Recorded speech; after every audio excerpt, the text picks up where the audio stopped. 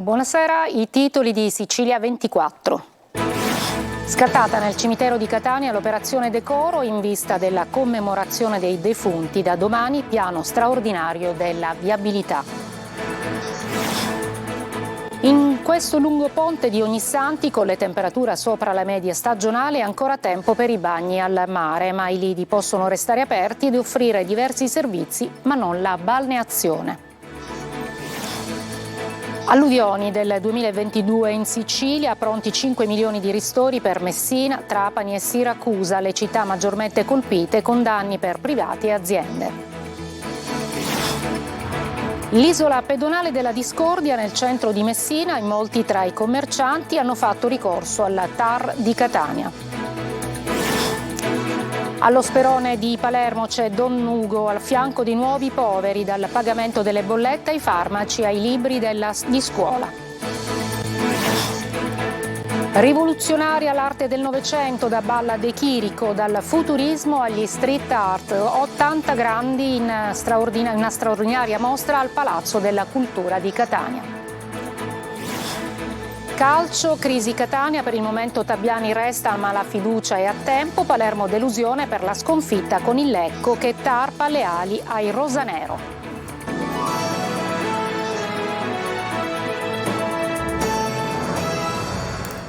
Ancora buonasera, commemorazione dei defunti a Catania, all'interno del cimitero pulizia straordinaria anche dopo il nostro servizio denuncia. Da domani scatta intanto il piano straordinario viabilità. Sentiamo Tonino De Mano. La quiete dopo la tempesta ed in attesa di un'altra tempesta. Si avvicina la commemorazione dei defunti e dopo il caos domenicale è comprensibile per chi ha anticipato la visita al caro estinto. Per il cimitero di Catania si annunciano giorni di grande afflusso. In attesa del clou per la ricorrenza di Ognissanti del suo lungo ponte, la mattinata di oggi è scivolata tranquilla con il parcheggio desolatamente vuoto ed un continuo ma ordinato ingresso di visitatori. All'interno del cimitero si lavora per la pulizia dei vialetti ed è stato rimosso lo pneumatico che avevamo segnalato in un nostro servizio e che aveva suscitato l'indignazione del sindaco Trantino, che durante la diretta su Telecolor aveva persino chiesto scusa ai catanesi. Qualcuno ne prende atto, però. Io ho visto che il sindaco ha chiesto scusa, ma cosa ce ne facciamo delle scuse del sindaco quando noi siamo ora per i morti senza luce, paghiamo regolarmente le bollette e siamo con le tombe al buio? Ora io è da stamattina che sono qua e ho pulito la tomba perché c'era tanta di quell'immondizia che è una cosa vergognosa. L'operazione Decoro, tanto auspicata, è stata avviata con la contestuale messa in moto della complessa macchina organizzativa che prevede la pulizia straordinaria affidata alla multiservizi ed un piano per la viabilità, specie in via Acquicella. Rafforzato anche il servizio della MTS, mentre all'interno dell'area cimiteriale sono stati posizionati 25 bagni chimici a supporto dei bagni già esistenti. Per i giorni 31, 1 e 2 novembre sono state sospese tutte le autorizzazioni per l'ingresso al cimitero con auto private. L'1 e il 2 infine sono sospese le tumulazioni, i servizi di trasporto funebre e gli operatori potranno accedere nelle aree cimiteriali solo dopo le 16 dal parcheggio di via Madonna del Divino Amore. Un lungo ponte di Ognissanti quest'anno è accompagnato in Sicilia dalle alte temperature fuori la media stagionale. In molti andranno al mare anche se la chiusura della stagione balneare è prevista proprio per domani. Simona Mazzona. Lasciatoci alle spalle un magnifico weekend di sole e temperature oltre la media stagionale che in Sicilia hanno toccato i 27 gradi, è già subito tempo di vacanza per chi sta già pensando al lungo ponte di Ognissanti che quest'anno riesce ad accaparrarsi ben 5 giorni fino a domenica prossima. Tra un dolcetto e uno scherzetto della pagana Halloween che tanto piace ai bimbi di tutto il mondo, molti hanno già pianificato gite fuori porta e viaggi organizzati. Altri ancora pensano bene di prolungare le vacanze al mare, lì dove il meteo lo consente, come in Sicilia, dove la stagione balneare si conclude proprio il 31 ottobre. Cittadini e turisti vorrebbero le strutture aperte tutto l'anno, ma ci sono delle limitazioni. I lidi possono restare attivi, basta inviare apposita comunicazione alla regione, offrire qualunque tipo di servizio, ma senza la balneazione. Purtroppo non tutte le strutture riescono a rimanere aperte, perché per noi diventa non sostenibile mantenere il personale oltre il mese di ottobre. C'è anche una legislazione che ci impedisce di far prendere il bagno, ma le strutture balneari non sono tutte chiuse. Ci sono diverse strutture che sono aperte ed offrono una tipologia diversa di servizio. C'è un motivo ben preciso per il quale non è consentito alle strutture di concedere la balneazione a partire dal 1° novembre, nonostante le alte temperature estive di questi giorni. La Regione Sicilia fa delle analisi alle acque per consentire la balneazione in totale sicurezza, quindi garantisce la salubrità delle acque. Il 31 di ottobre finiscono questi campionamenti e quindi non si sa se poi le acque, con le piogge che portano di tutto poi verso il mare, continuano ad essere salubri. Già si pensa alla prossima stagione, occorrerebbe giocare d'anticipo con un piano specifico, dicono i balneari, che in Italia con le loro attività creano un indotto al comparto turistico del 35%, ma ancora c'è tempo per parlarne. Per il momento arrivederci estate, forse. Giornata di scirocco a Palermo, i vigili del fuoco sono impegnati in un grosso incendio che è divampato a Casteldaccia, sono minacciate le abitazioni, le fiamme hanno raggiunto anche l'autostrada, tanto che la Palermo-Catania è stata chiusa temporaneamente tra gli svincoli di Altavilla Milicia e Casteldaccia in entrambe le carreggiate. A causa del forte vento di scirocco sono stati dirottati anche 2 voli in arrivo all'aeroporto Falcone-Borsellino. Ed ecco, adesso ci occupiamo dei ristori, sono in realtà i 5 milioni di euro appunto per i ristori a privati e imprese danneggiati dalle alluvioni di settembre e ottobre del 2022 su Trapani, Messina e Siracusa. La Protezione Civile regionale ha emesso il decreto attuativo per assegnare i fondi. Per la deputata regionale 5 Stelle Ciminnisi, che ha presentato l'emendamento, è una soddisfazione parziale. Roberta Lunghi. Le immagini drammatiche delle alluvioni di settembre e ottobre del 2022 hanno fatto il giro del web, dando la dimensione esatta della tragedia vissuta e dei gravi danni subiti su Trapani, Messina e Siracusa. Adesso i ristori per privati e imprese di quei territori diventano realtà. Il Dipartimento regionale di Protezione Civile ha infatti emesso i decreti attuativi per assegnare 5 milioni di euro a fronte dei 6 richiesti, derivati dal bilancio regionale e frutto di un emendamento presentato dalla deputata regionale dei 5 Stelle Cristina Ciminnisi. Ci sono adesso 2 circolari che disciplinano i criteri e le modalità di applicazione e di riconoscimento dei ristori, uno per le imprese, uno per invece i privati cittadini che hanno subito danni alle proprie abitazioni, e attraverso i moduli predisposti dal Dipartimento regionale sarà possibile presentare le istanze entro 30 giorni ai comuni competenti. Si tratta dunque di ristori parziali a fronte di decine di milioni di euro di danni stimati a imprese e agricoltura, e per la firmataria dell'emendamento si tratta anche di una parziale soddisfazione. Ci riteniamo parzialmente soddisfatti perché l'impegno inizialmente preso dal governo regionale riguardava una cifra di 6 milioni di euro, un importo che poi è stato ridotto in sede di variazione di bilancio a 5 milioni perché la scelta del governo fu quella di destinare 1 milione di euro ad altre finalità, in particolare al Dipartimento degli enti locali per il finanziamento di sagre e feste patronali. Quindi continueremo a difendere la possibilità per i cittadini alluvionati di accedere a una quantità maggiore di risorse destinate ai ristori.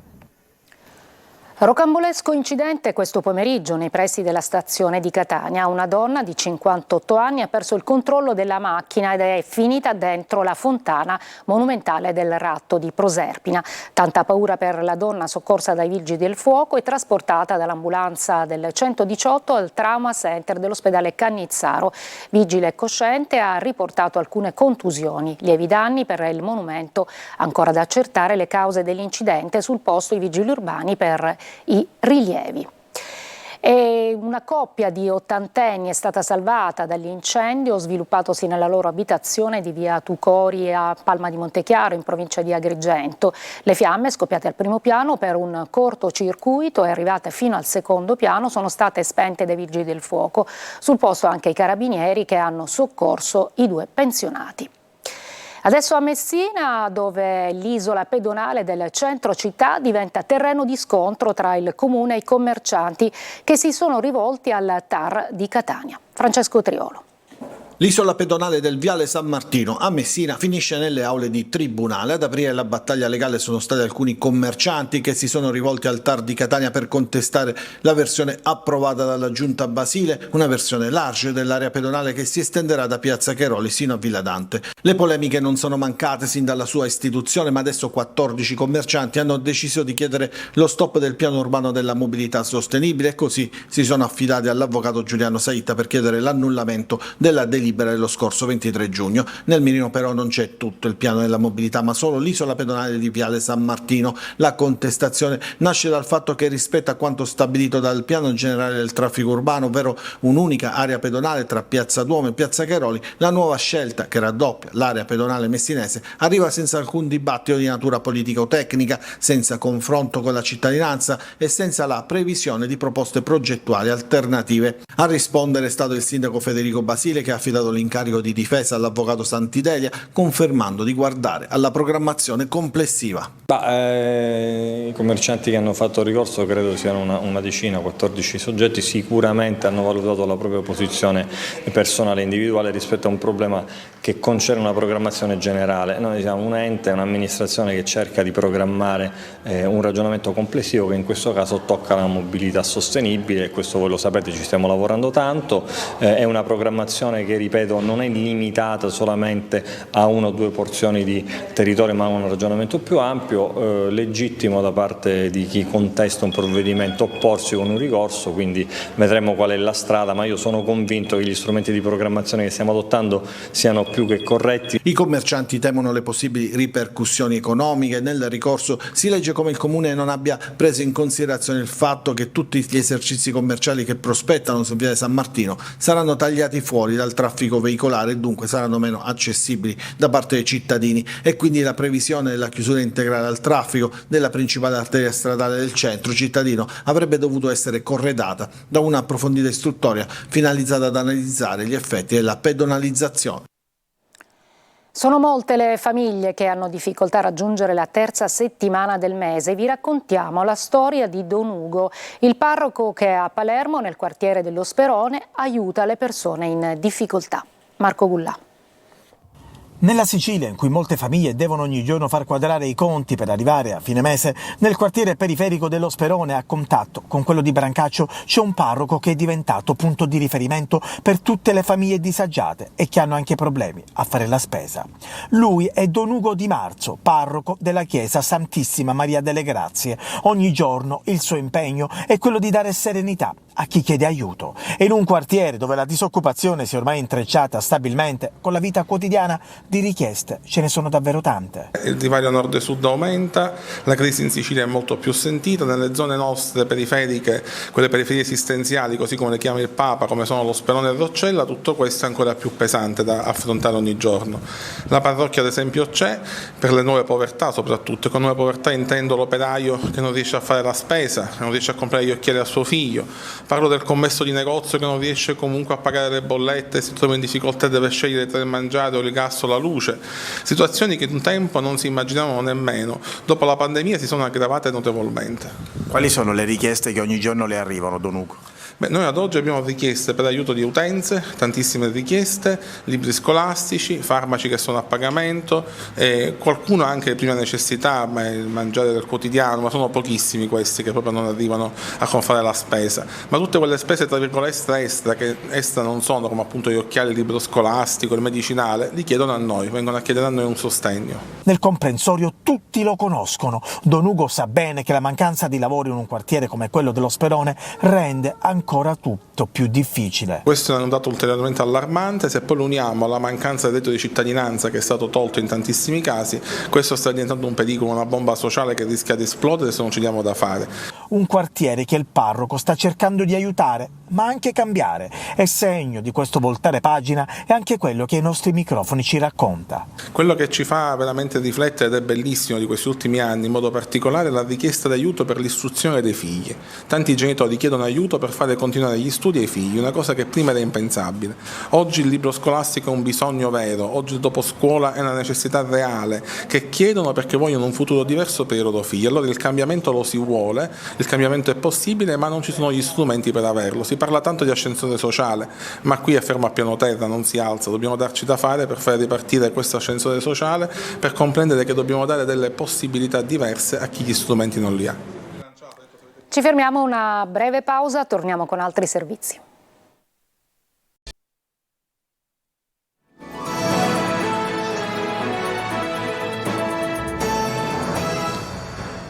Corsi per diventare operai edili destinati a richiedenti asilo. Messina è la prima città siciliana che offrirà percorsi formativi e opportunità di lavoro ai migranti titolari di protezione internazionale. Emanuela Corsi. Partiranno il prossimo 10 novembre i corsi di formazione per il settore edile dedicati ai richiedenti asilo ospitati nell'area metropolitana di Messina. La città dello Stretto è la prima in Sicilia, in tutta Italia sono 29, a dare la possibilità a 100 giovani richiedenti protezione internazionale di ricevere un'adeguata preparazione per l'inserimento nel mondo del lavoro e nelle aziende edili che lavorano nella provincia. Ad occuparsi dei corsi l'organismo paritetico territoriale Scuola Edile di Messina. Stiamo facendo un percorso che va fai le 400 alle 800 ore. Sicuramente partiamo come operaio polivalente, dove comprende tante qualifiche, ma guarderemo con attenzione, molta attenzione anche alla sicurezza sul lavoro per i troppi infortuni che abbiamo nei cantieri. Certamente è un percorso non facile, anche perché molte di queste persone non parlano l'italiano. Il progetto si inserisce nel solco dell'accordo siglato a livello nazionale tra i Ministeri dell'Interno e del Lavoro, l'Associazione Nazionale Costruttori Edili e alcune organizzazioni sindacali. Durante i corsi i partecipanti impareranno sia la teoria che la pratica necessarie per poter operare all'interno dei cantieri edili. Il 30% delle ore, già abbiamo un accordo con il gruppo costruttore, saranno avviate, saranno messe a disposizione in questi cantieri, dove avranno un tutor per poter meglio apprendere quello che si è fatto nella teoria. La formazione non favorirà solo l'integrazione di chi arriva nel nostro paese, ma incrementerà la manodopera sempre più carente nella nostra regione. Questa mancanza di personale qualificato e specializzato spesso non consente alle imprese di avviare i cantieri. 80 grandi rivoluzionari dell'arte italiana del Novecento in mostra a Catania.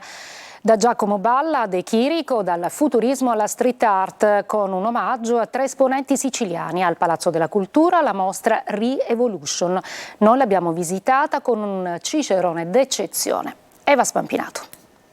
Per me questo luogo in questo momento è un abbraccio dell'anima, è l'abbraccio dell'anima di un tempo che diciamo passato ma è sempre presente e consegna al futuro. E quando all'interno di una mostra si trovano riuniti tutti insieme nomi come Giacomo Balla, Boccioni, De Pero, De Chirico, Cattelan, Fontana, si capisce subito la potenza di una esposizione che parla al presente e al futuro. Una mostra da guardare e studiare con attenzione all'interno del Palazzo della Cultura di Catania. 130 opere, molte per la prima volta in Sicilia, 80 artisti italiani tra più importanti e significativi del XX secolo che hanno rivoluzionato la storia dell'arte e della cultura internazionale. Solo in quest'angolo abbiamo un De Chirico e un Pietro Manzoni con la merda d'artista che è stata rivoluzionaria, iconica. Lo scopo di questa mostra è proprio riuscire a mettere insieme gli artisti del Novecento che hanno dato vita alla rivoluzione del XIX e del XX secolo. Molti di questi artisti sono stati ospiti in Sicilia del mecenate Antonio Presti,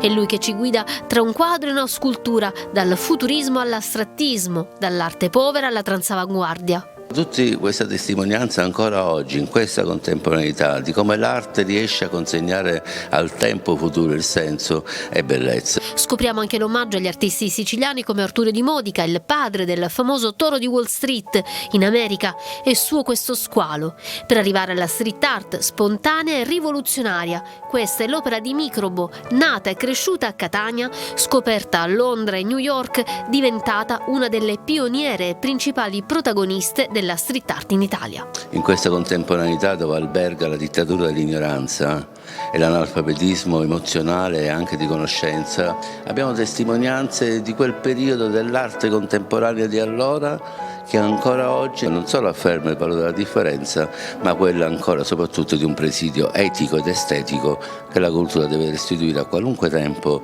e a qualunque generazione. Al centro della mostra una stanza dedicata al futurismo e al padre del movimento, Filippo Tommaso Marinetti. Da lui partono le avanguardie storiche del Novecento e in questi manoscritti originali scopriamo che Marinetti fu ispirato dal fuoco dell'Etna. Questa è forse l'opera più importante della mostra. La scomposizione di una bottiglia nello spazio di Boccioni, qui appunto l'approccio al futurismo è esplicito e diciamo che è il preambolo poi all'arte cubista. Breve pausa e poi il calcio.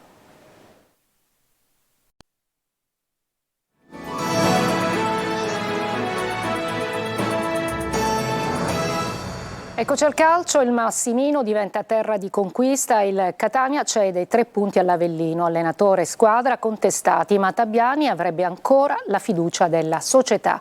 Rapisarda dice rimbocchiamoci le maniche, rialziamoci. Tonino De Mana. Traballa la panchina di Tabbiani, ma per il momento resta al comando, sempre più solo e senza il supporto di una tifoseria che chiede a gran voce il cambio di allenatore.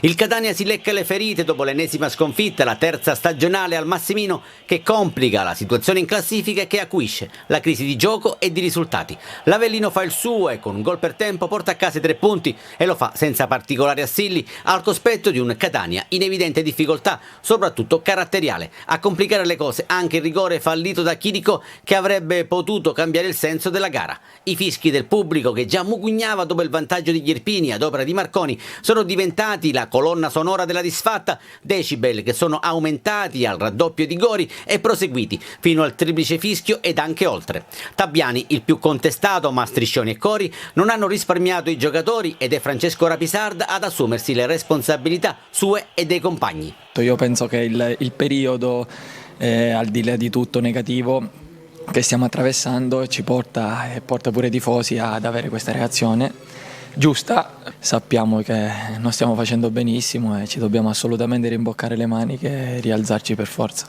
In serata si è poi tenuto un vertice tra il patron Pelligra e il vice Grella, un confronto lungo che alla fine avrebbe portato all'ennesima fiducia a tempo per Tabbiani, proprio perché incombono sfide ravvicinate come la gara di mercoledì contro il Brindisi, recupero della seconda giornata, la trasferta di Potenza e la gara di Coppa Italia contro il Picerno. Intanto circolano i nomi dei successori, in pole position ci sarebbe Silvio Baldini.